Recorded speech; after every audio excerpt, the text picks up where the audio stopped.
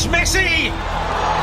It is the cleanest of clean finishes from the best on the planet. It's time for the biggest sports stories. Liverpool, the champions of Europe, are top of the world. The biggest interviews. That such a great spectacle is ruined by such thuggish behavior. And all the analysis right here. He's the one player that has the arrogance to think that he can play in any stadium in the world and any pitch in the world in front of any player in the world and take them on. Every weekday, it's my sport, it's your sport. It's ZiFM Sport. Let's join the team for the biggest show in the world of sport on ZiFM Stereo. My station, your station. It's a very good evening and welcome to your favorite sports show, ZiFM Sport, on a Tuesday, Top Hit Tuesday. Now, why do we call it that? It's not just because of our music, our power play at the top, and our play of the day smack bang in the middle of the show, but mainly because we bring you the top stories out of the world of sport, featuring the top performers, the big stars, and is brought to you by a top team. That team, Chris Midzi, Barry Manandi, myself, Mike Madoda, and our producer is Sean Tafirinyika. On the home front this evening, footballers have pleaded with authorities to seriously consider the resumption of the game, saying they have fallen on hard times. It promises to be an interesting discussion. We also have international sports news, and today being a Tuesday, Formula One is a staple and is proudly brought to you by Zimoko. In the news, Daniel Ricciardo says that he's excited about his prospects at McClaren as the team launched their new car and driver lineup for 2021. In Around the World in 60, we take off down under where Naomi Osaka cruised past Shea Su Wei in just 66 minutes to reach the semi-finals of the Australian Open. In India, England crashed to a 317-run defeat to India in the second test after being bowled out for 164 on day 4 as the hosts drew level at 1 each in the 4-match series. And in South Africa, Springbok captain Siya Kolisi has penned an open letter to the Western Province Rugby Union and its fans, thanking them for their support following confirmation he will be leaving the Stormers. In the middle of the show is the play of the day, and then we'll dive into the beautiful game where Thomas Tuchel believes Timo Werner's goal against Newcastle United will give the striker the last percentage of belief. Being a Tuesday, of course, we're going to dip into France, where Olympique Lyon coach Rudy Garcia admitted his side were not clinical enough as they suffered a 2-1 home defeat at the hands of Montpellier in a blow to their title hopes. And UEFA Champions League returns tonight with the start of the round of 16 action, where La Liga giants Barcelona go up against French champions PSG. It's Top Hit Tuesday, everybody. So here's Rita Ora, David Guetta, and Iman Beck. It's featuring Gunna. It's called Big. The Home Front. Local sports news and analysis.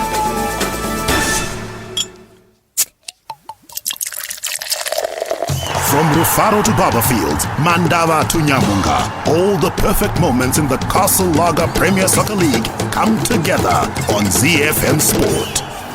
Don't forget, we love it interactive right here on ZiFM Sport. Follow and interact with us on Twitter as well as Facebook at ZiFM Sport. We're also there in our individual capacities at Barry Manandi, at Chris Midzi, and at Mike Madoda. Now, let's take a look at that story that is coming from the home front, where footballers are pleading with authorities to seriously consider the resumption of the game, saying that they have fallen on hard times. It's the big talking point right now, whether it's on social media, everywhere you go, people are asking the same question: when will football return? While the PSL is working on measures suitable for that return, its Chief Executive Officer Kennedy Ndebele has stated that they are fully aware football is not an essential service and it will only resume once the government deems it safe to do so. Now, earlier we caught up with Bulawayo-based football pundit Muziwetu Hadebe, who spoke about the importance of the return of football. I believe football is an industry, and just like any other industry, it's important that despite the COVID-19 challenges, we don't allow it to die. And I think when an organization reaches a turnover of $1 million in whichever currency you want to look at it, it points to such an entity having a contribution into the economy, and that automatically creates it as an industry. And at the moment we are seeing most of the teams who have got players with running contracts currently paying those players their salaries without playing or without any significant revenue coming into these teams. So it's important for football to come back to ensure that the clubs close that gap that has been created financially. Resuming football will give the leagues affiliated to ZiFM, especially the flagship league, the PSL, an opportunity to test their independence from ZiFM with regards to generating their own revenue. And one of the ways will be simple to take football online, something that we have been reluctant to do. So PSL can have their matches live online in partnership with one or two corporates, emerging in terms of supporting football. So maybe it's also an indication that they might in the meantime need to move away from the traditional partners.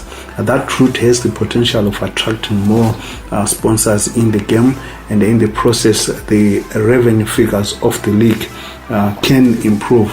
For example, if they have a featured online match, if they have a featured online magazine programs, if they have clubs on their own also coming up with these online matches, as well as online futures for their own purposes as the clubs. So with no sponsors at the moment, it's up to the league to attract new partners. Now, Barry, just going back to that earlier statement by Kennedy Ndebele saying that football is not an essential service, and that they're going to have to wait for government to give them the green light. It sounds a bit like a cop-out, isn't it? Yeah, and it's a bit of a cop-out on the basis that, yes, football isn't an essential service. We're dealing with far more important things right now, like the pandemic, getting the vaccines in and ensuring that things continue to tick along. However, it's a cop-out on the basis that if the informal sector can make agitation and motivations with their line ministry to ensure that they come back and are able to trade, why then cannot these elements, such as football, begin to agitate and motivate for football to return under a safe sort of environment? I think that's where the Premier Soccer League and indeed ZiFA are letting down football, because it's not about waiting for government. It's about going to government and saying that, you know what, this is how we're proposing to come back. We know that it's difficult right now. However, these are the protocols that we're putting in place in order for us to come back safely. Those are the things and the noises that should be coming out of football, not to say we're not an essential service, so we're going to wait. One of the reasons why football perhaps isn't an essential service, Chris, is the fact that we don't have a football economy to talk about. If you take a look at the situation as it was in Europe, for example, football is at the heart of the economy. They contribute to the GDP of the different countries where it's played. In England, in Spain, in Italy, in Germany, and even here in Africa, in South Africa, for example, football is actually something that can be considered and put down on a ledger in the economy. So when you take a look at the situation here in Zimbabwe, is it because we don't have any football economy to talk about, which leads Kennedy Ndebele to say that it's not an essential service? Because in those economies, there are many who argue that football is an essential service. The lack of a football economy is a very big part of it. And if you take a look at it, Barry mentioned the informal sector and how representatives of that sector are able to agitate and get things moving in order for people to trade. And the reason for that is Zimbabwe has a very big informal sector, and therefore arguments can be made and numbers can be put down in terms of how much is being traded. If you take a look at our sporting economy as a whole, the numbers are next to nothing. If you take a look at the FIFA website at the moment, they don't exist. The FIFA website at the moment has us recorded at 000. There is absolutely nothing going on in terms of how much football itself makes in this country until we get to a place where we consider it a profession. We treat football players as the professionals they are. We take it seriously and we are making money. We are incorporating all of the elements, including broadcasting, until that point, we can't honestly talk about a football economy, and any government will obviously not take that particular sector seriously. And it's not surprising that even the people, the authorities themselves, are just saying, oh, look, we're not an essential service. Chris, I want to jump on the back of that and quote Jurgen Klopp when he said, when they were planning Project Restart and all sorts. And Jurgen Klopp said that football isn't important right now. It doesn't matter right now because we're dealing with issues of health. But football is the most important thing of the things that don't matter.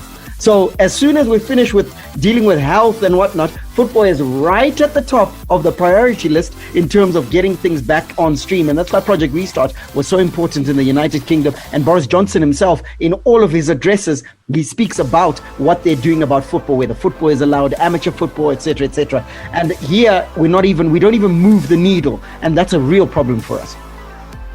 Football, not the most important thing, but of those things that don't matter, football is the most important thing. That, of course, is the sentiment of Ian Nekati. Now, let's hear what the players themselves think. These are the players that are calling for the return of the game. We're going to hear from Ian Nekati, who captained the Warriors at the Chan Championships in Cameroon. He plays for Chicken Inn. We'll also hear from his teammate at Chicken Inn and the Warriors, Obrio Chirinda, as well as the former FC Platinum, now Highlanders striker, Mukokeli Dube. Mina kwakaita bhora zvina zvinonyatsomira mushe yandotombosevha ivhoone huku dzatinenge tichimbochengeta tichimbotengesa pamwe pacho tinoita magurosari tatotombotengesa tichingoisawo motikari mabhuti emotikari tichingohwando tichitengesa but zvina zvisirizvo so kumele sihasle ukuthi sifuthi imuli into ezinjengazona lezo, but I think beku-right nxa ibhora bengaliphendukisa ukwenza ukuthi lathi sithole siwele back emsebenzini because sihlalele sesilomnyaka wonke but asihlali asenze anything. The fact that we don't know when it's going to start, so we don't know how hard we have to push for us to prepare ourselves for training when it comes.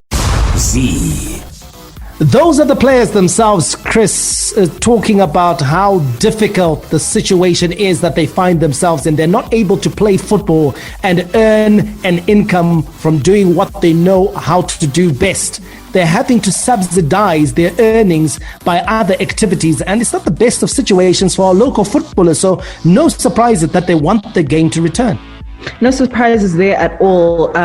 It's incredibly sad to hear professional athletes talking about the fact that in order to make ends meet, they now have to resort to things like, for example, selling chickens. I think it just reflects, obviously, the state of, in terms of our sporting economy that we talked about, but also just the desperation with which these players are ready to get back to action. And just when you have your leaders in the PSL and the SRC and ZiFM, they need to consider that as they are making these decisions, and as much as football is not an essential service, there are livelihoods and entire families that are reliant on whatever little economy exists in terms of our football. And entire careers have ended in the last year or so because some players only had that small opportunity to do something with their careers. And it's just sad for me, and I wish decision makers would consider the livelihoods and the lives of individual players that are involved in our local football.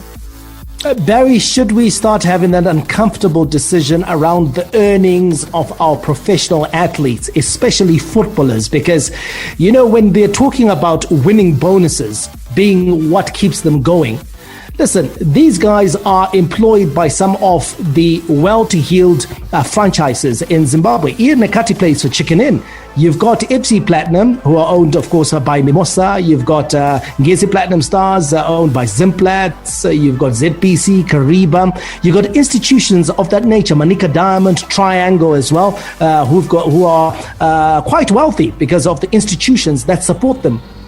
Shouldn't we be talking about a wage that's good enough to keep the players going in these times? Because these are guys that seemingly are living hand to mouth, day to day, week to week. They have no savings. It means that whatever our footballers are earning in Zimbabwe right now is not enough to save to take them through a tough patch like this one that they're going through? It's a conversation that should be had, but it's almost a chicken and an egg, a horse and cart situation, because you look at the model mainly that local clubs use. They use the model whereby they unload the salary. So they have a small salary and then they load up on the winning bonuses because they want to incentivize performance. And that works while the league is running and everything, because then players are looking to win matches, and the more matches you win, the more you earn. Now, that doesn't necessarily have to be the model. The model needs to be that your salary is your base, and then a winning bonus is exactly that. It's just a bonus. The problem is we haven't grown the cake. So we haven't got enough clubs that are, even the ones that are well-heeled, are owner-run teams in inverted commas. So what you got is that Chicken Inn is owned by the entity that sponsors it. That doesn't then... But whose fault is it, Barry, to grow the cake? Whose fault is it to make sure that there is enough for everyone, including the players who are providing a service? Now, that service is provided. These players are coming. Remember, a player's career is more than a match day. That's why I find this whole thing around, we will give you winning bonuses, etc.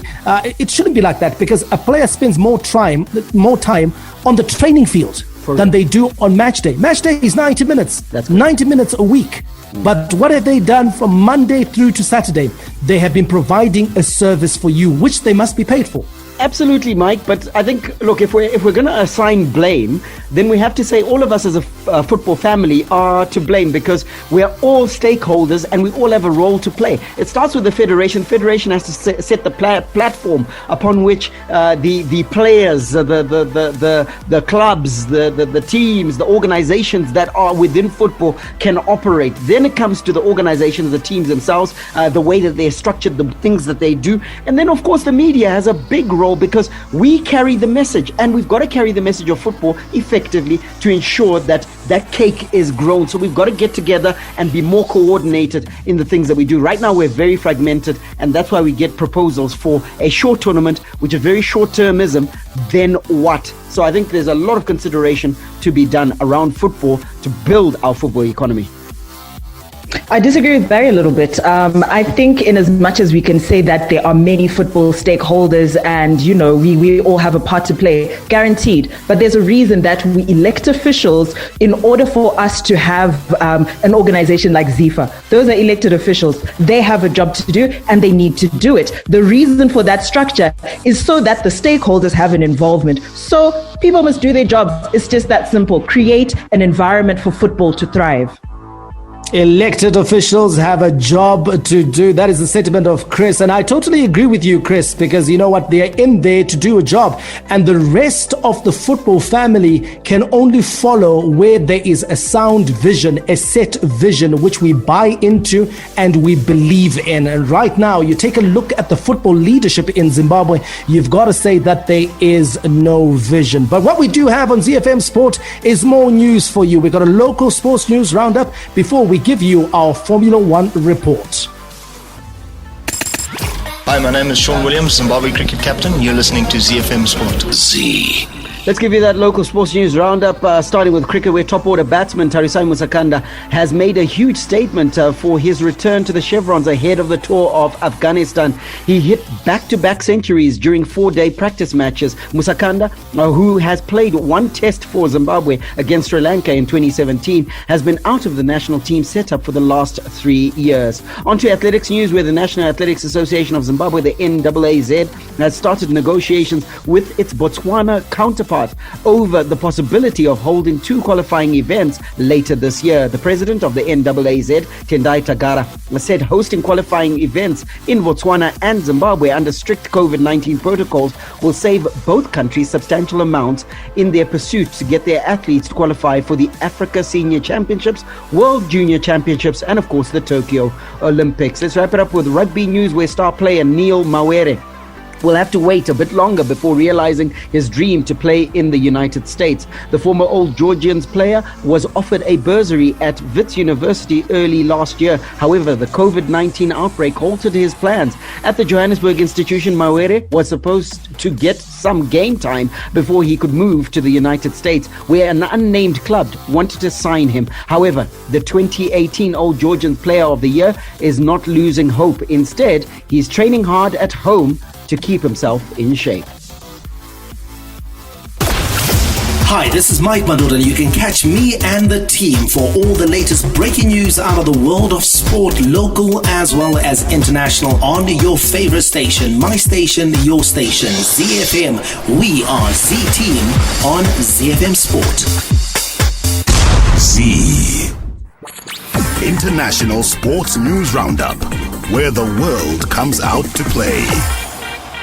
All right, let's get into our Formula One report proper, where Daniel Ricciardo says he's excited about his prospects at McLaren as the team launched their new car and driver lineup for the 2021 season. The Australian signed a 3-year contract with McLaren, who are switching from Renault to Mercedes engines in 2021. Ricciardo insists he is joining McLaren for business and that he and his new teammate Lando Norris will not be a meme power couple.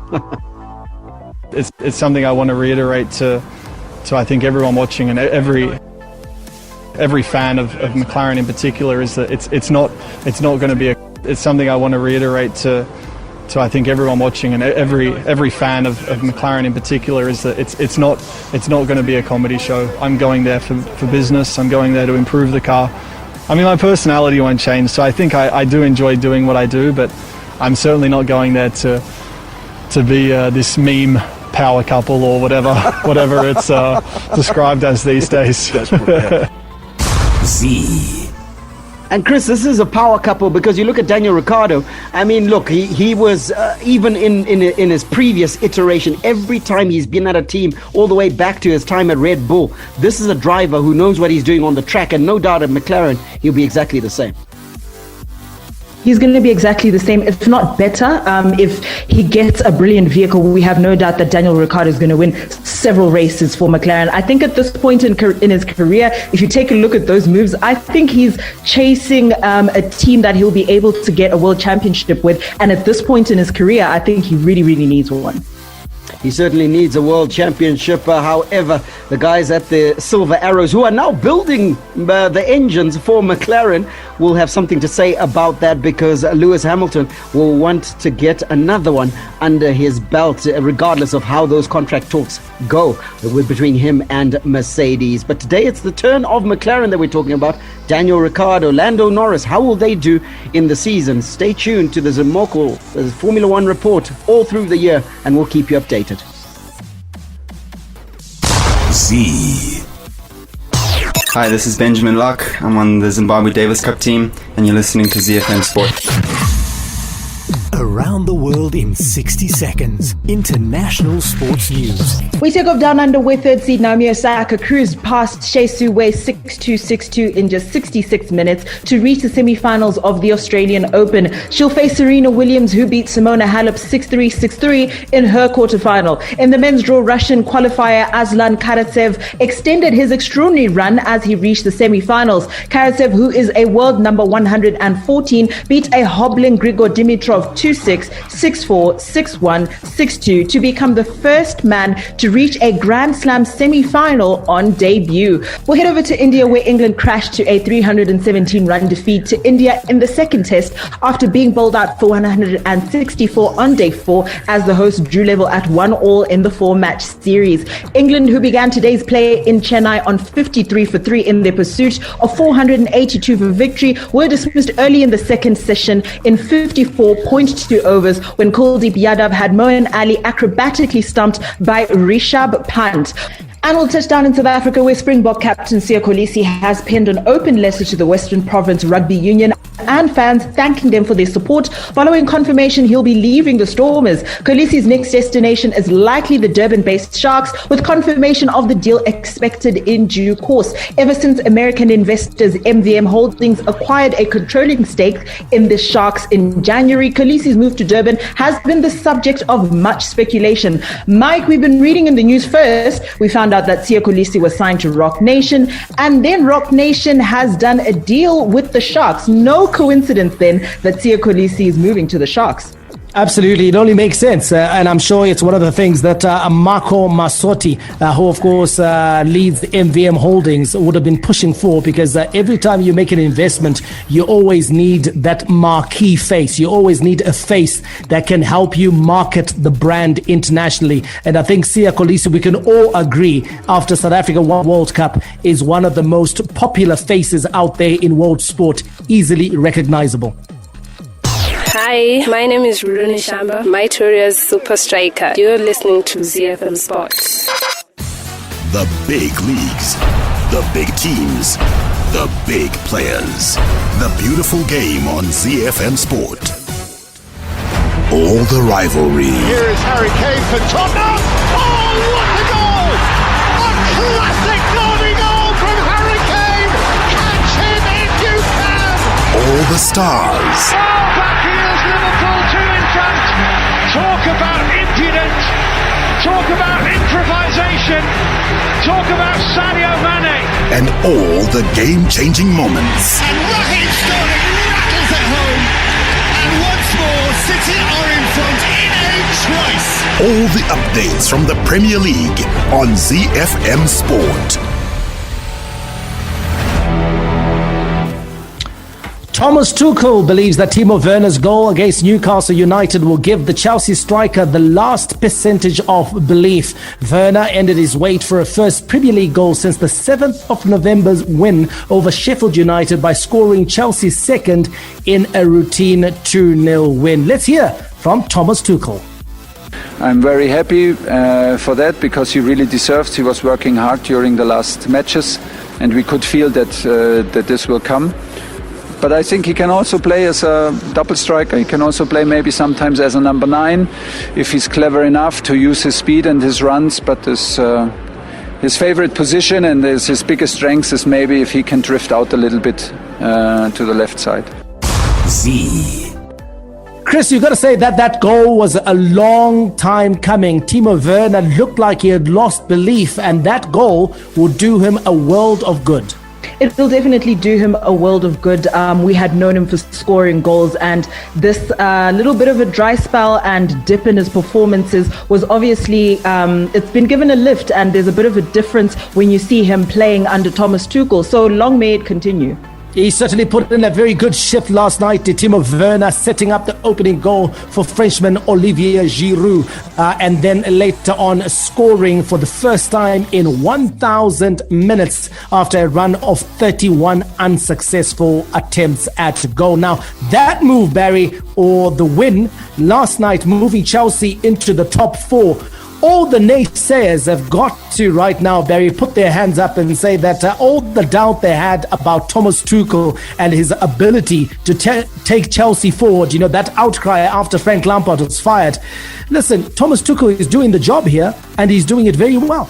He is indeed, and I want to remind all the naysayers of part of the statement that came out of Chelsea when Lampard was fired, which read words to the effect of, there is no clear pathway as to how we are going to qualify for the Champions League. Well, here's the pathway. Appoint Thomas Tuchel, and now the team has gone on an amazing unbeaten run under his tutelage. Also, only conceding 1 goal. Their defense is back, and the only time that they've been breached, it's been an own goal. So there's no opposition striker, attacker, opponent who has put a goal past Chelsea. So they've got to eat humble pie right now, because Thomas Tuchel is certainly doing the job in Chelsea blue.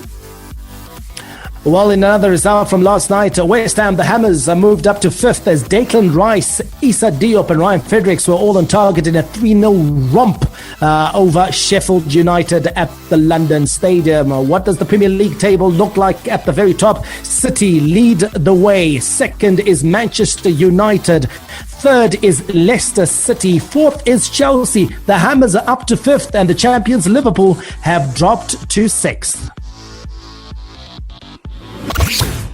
Let's go to Germany now. Hansi Flick admits he was satisfied to settle for a share of the points after the madness of Bayern Munich's 3-3 draw against Arminia Bielefeld in a snow-covered Allianz Arena. 4 days after the German champions lifted the Club World Cup in Qatar, Bayern found themselves in the midst of a snowstorm and a 2-0 down at half-time against the Bundesliga strugglers. And it was absolute madness. It's a fair description, isn't it, Mike? Because 2-0 down at halftime and it ended 3-3 thanks to a fantastic Alphonso Davies goal. What would you say? Rust? Rust and the conditions. Maybe more the conditions than rust, because the conditions perfectly suited the strugglers. And why do I say that? Because of the snow that fell in the first half. It meant that the German champions couldn't zip the ball around and move it around as fast as they would normally want to do. So the passing game was negated because of the roll of the ball. And the direct approach of Arminia Bielefeld was actually best suited by the conditions, because whenever they got the ball, they went the other end on a counter and were able to get the goal. And I actually thought Bayern would lose this, because they seemed to have worked their way back into the game at 2-1, and barely 2 minutes later, Arminia Bielefeld, they swing the other end of the field and they scored the third one. And I thought, it might not happen for Bayern Munich. But then the snowstorm stopped. Yeah. And the heating at the stadium kicked in. Yeah. And in the last 30 minutes of the game, they could actually move the ball, zip it around, because the roll was true, the roll was fine, and they pinned them back and they got their just rewards. I mean, they got the equalizer, and in truth, had they been a bit lucky, they could have actually scored the winner. Yeah, had they been a bit luckier, and also it was that underground heating, Chris, that saved Bayern Munich. I completely agree with Mike, because you look at it in the 21st or 22nd minute, I think it was, they had to stop and they had to redraw the lines. The snow cover was so thick at the Allianz Arena, but once that snow was gone, Bayern Munich was Bayern Munich. Yeah, Bayern Munich was Bayern Munich again. The first part of the game, they looked a little bit dicey. They didn't look like the Bayern Munich we're used to. So thank goodness for that underground heating. It's a Tuesday, and as usual, we're going to dip into France, where Olympique Lyon coach Rudy Garcia admitted his side were not clinical enough as they suffered a 2-1 home defeat at the hands of Montpellier in a blow to their title hopes. Warrior striker Tino Kadewere started for Lyon, but was subbed off just after the hour mark. Mike, they are now 3 points adrift. They're in third position still within the hunt, but this definitely puts a dent when all those teams are close together. Absolutely. They had a great opportunity at a time when PSG was in transition, at a time when PSG seemed to be in disarray, to try and at least create a bit of a gap at the top and make the job doubly difficult for PSG to chase them down. With all due respect to Lille, I don't expect Lille to stay there until the end of the season. I think at some point we're going to see PSG hit their straps and actually go on a run of wins and eventually win the title. So for Lyon, it's a missed opportunity, because there was a period when PSG wasn't playing well, results weren't going their way, and we all thought that Lyon would be able to create a sizable advantage. They failed to do that, and now they're in a bit of a rut. They're beginning to drop points. They're beginning to lose matches. Even Tino Kadewere is not scoring the glut of goals that he was scoring a month or two ago. So there are challenges at Lyon, and for them, they may have to downsize their ambitions somewhat to make sure that they stay in the Champions League places, because AS Monaco are breathing down their necks. Just speaking of Tino Kadewere, Barry, his performances are not what we're used to in terms of the goal scoring that we were seeing from him. Last few performances haven't been as great. What do you think accounts for that? Is it just a dip and he's going to bring his performances back up, or there's something more here? No, it happens to all attackers. You'll go through a lean period where you're just contributing to the team. The fact that he lasted 60 minutes in this game means that Rudy Garcia isn't too concerned. He knows that he's still contributing enough for him to stay on the field. Also, in that dry period, he's still getting starts. So it means that he's performing at training and also doing what he's supposed to do on match day. My only fear, Chris, is the fact that Lyon recruited during the past transfer window. They brought in Slimani, the Algerian striker, who I think was given a run out in a cup game, scored a brace, I think, in that game. So he's not necessarily guaranteed a start if he doesn't perform. He's got to keep performing in order to hold down a place in that team, because they have some options. They got players to choose from. And if they are ambitious, if they're trying to still win the league, if they're trying to qualify for the Champions League, they might not tolerate a prolonged loss of form. They may not tolerate that prolonged loss of form, but hopefully Tino manages to pick it up. Another player also applying his trade out in France, that's Marshall Munetsi. He played for 90 minutes in Stade de Reims, 1-1 draw with Lens. Let's take a quick look at Ligue 1 the table. Lille sitting at the top, Paris Saint-Germain are in second, Lyon in third, and AS Monaco just behind in fourth.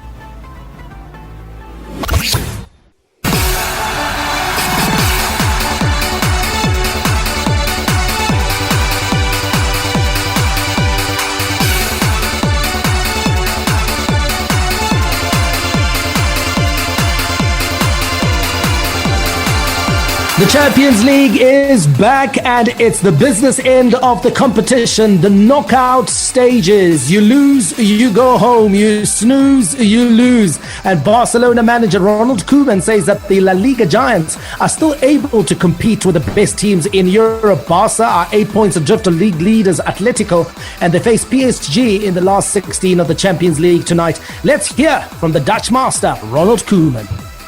First of all, I don't see other teams much better than Barcelona, but I think it's not good if you are changing a lot of things in the team. If you're playing with young players, then to expect that we will win the Champions League, I think that's not true. That's not good. But still, we have a good team, and the team is doing better.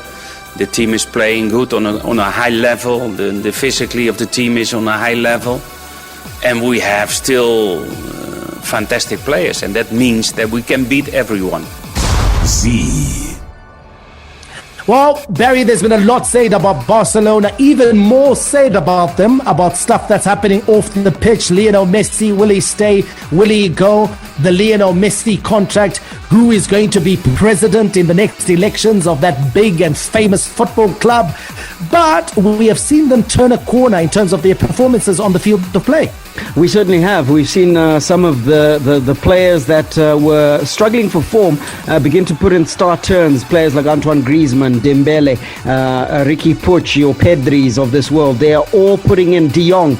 They're all beginning to gel and put in the performances that are required at a club like Football Club Barcelona. So I don't think there's much to worry about. Also, this past weekend we saw the old Lionel Messi. He carries on in that way into the Champions League and into games coming. Then Barcelona, there's going to be less talk about Messi's contract and all sorts. There's going to be more talk about Barcelona is certainly back. Well, they've lost just one of their last 18 games. That was against Sevilla in the first leg of the Copa del Rey semi-finals. So they carry a bit of form into this game, and they are playing at the Camp Nou. The visitors are PSG. Let's hear from their manager, Mauricio Pochettino, who said his side are ready for Barcelona. No, yo espero lo que espero siempre de los grandes jugadores. I expect from Bakc what I always expect of a player with his quality. I am very happy about his performances during the 40 days that I've been here. Every player has to perform in his role. It's clear that the absences of Neymar and Di Maria are a big loss for us. but we have a team that is hungry and excited to play this game. So whoever plays in those positions will give his best for the team to win the game, which is our goal.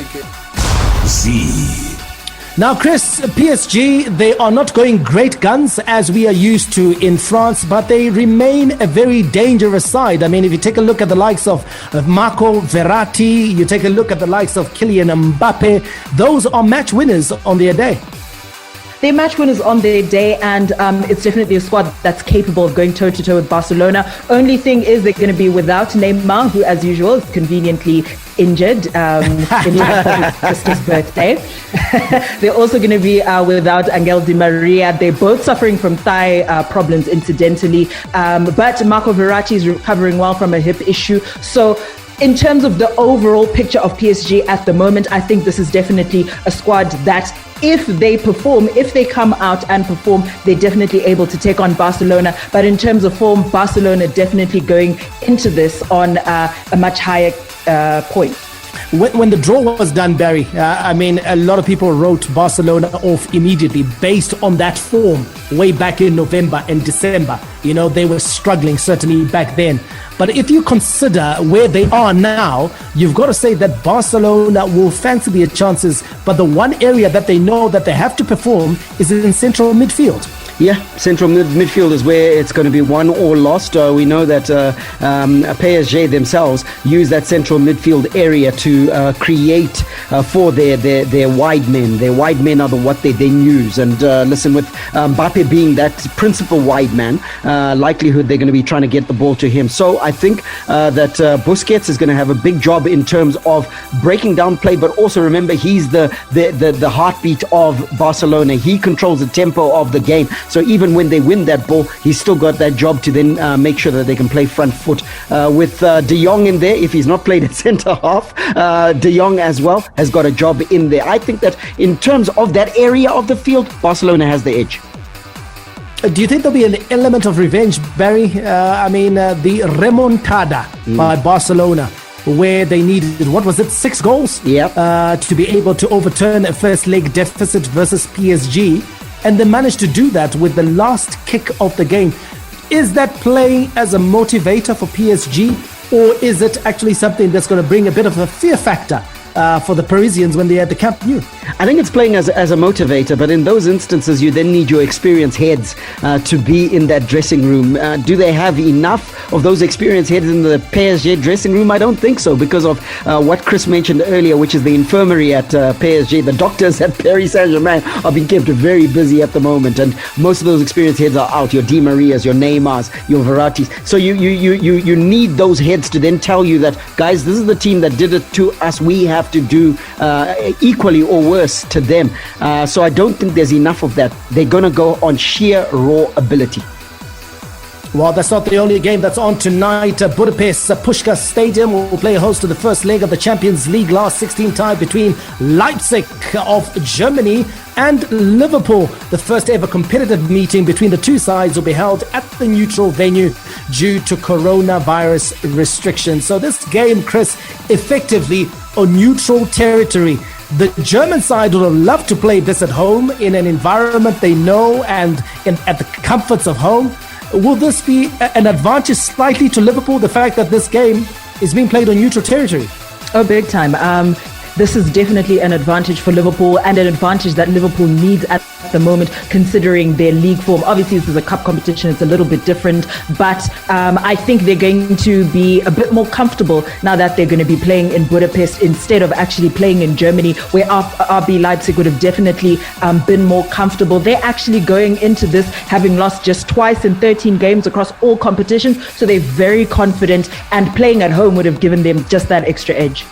Barry, we talked about Liverpool's fragility in terms of just their mental state right now. Will that again be under scrutiny, or is this a different competition, and can Liverpool approach it as such? It's a football match, so regardless of the fact that it's a different competition, you still have to do the business and you still have to apply yourself mentally. So that fragility will be under test today. I think the difference will be that certainly Jurgen Klopp will get through to his men that this is a different competition and this is a cup competition that they have a realistic design of winning. This is one that motivates the red men of Liverpool. So I think that might be the slight difference, the slight edge that Liverpool requires, albeit that they're not going to be with Fabinho and I think Milner as well, who are out of this tie. But I think there's enough in their arsenal to actually put on a show against Leipzig. Okay, 2 big games. I need 2 big predictions from either of you. Starting with you, Chris, at the Camp Nou. Barca, PSG. Who carries the day? I think Barcelona is going to win this one, just based off their form and the lack of Neymar and etc. on the other end. I'm going to go with a 2-0 win for Barcelona. 2-0 win for Barcelona. My God, they will yank your arm off if they hear you make that prediction right now, Chris. They'll be like, my goodness, call it off. Call it off. It's done. Barry, let's go to Germany. Liverpool. Can they turn their form around? I mean, the form that Liverpool has shown, just winning 5 of their last 15 games, can they add 6 to make it 6 and 16 tonight? You know what? I think Liverpool are going to be up for this. I think they're going to deliver. I think that they are going to be breached.